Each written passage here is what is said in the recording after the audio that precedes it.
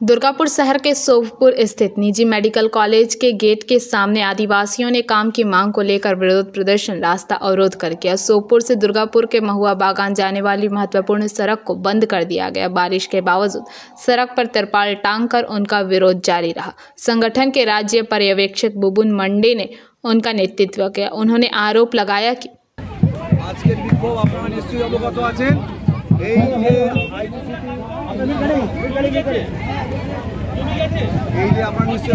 এই যে IQ City hospital গড়ে উঠেছে এর পাশে সোফাপুর আদিবাসী গ্রাম আছে। দীর্ঘদিন ধরে আপনারা জানেন যে জমিতে এখানকার স্থানীয় আদিবাসী মানুষরা চাষাবাদ করে খেত দীর্ঘদিন ধরে। শুধু আদিবাসীরা নয়, বহু মানুষ এখানে আদিবাসী ও আদিবাসী সম্পূর্ণ শ্রেণীর লোকেরাই চাষাবাদ করে খেত। কিন্তু যখন আইকিউসিটি হসপিটাল হয় তখন এডিডিএ বা আইকিউসিটি হসপিটাল কর্তৃপক্ষের সাথে কথা হয়। এখানে যারা জমি যারা দখল করে যারা কাজকর্ম করছিল, চাষাবাদ করছিল, তাদের একটা করে চাকরি দেওয়া হবে। প্রথমে বলা হয়েছিল তাদের জন্য বেড প্রায় 50টা সংরক্ষণ করে রাখা হবে, যে কোনো অসুবিধায় তাতে যারা সেবা পায়, জরুরি পরিষেবা পায়। কিন্তু এবং তার সাথে একটা সাইকেল স্ট্যান্ডেরও কথা ছিল, যাতে যারা জমি হারিয়েছিল তারা একটা রোজগারের জায়গা পায় এবং তার সাথে একটা করে কাজ।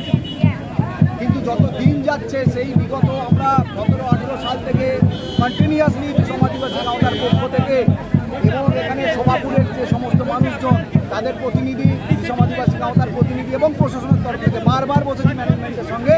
কিন্তু ম্যানেজমেন্ট কোনোভাবেই এই কাজ করতে দূরের কথা, মিনিমাম একজন কোষে 27টা জমিহারা পরিবারের একজনকেও কিন্তু এখনো পর্যন্ত নিয়োগ করেনি।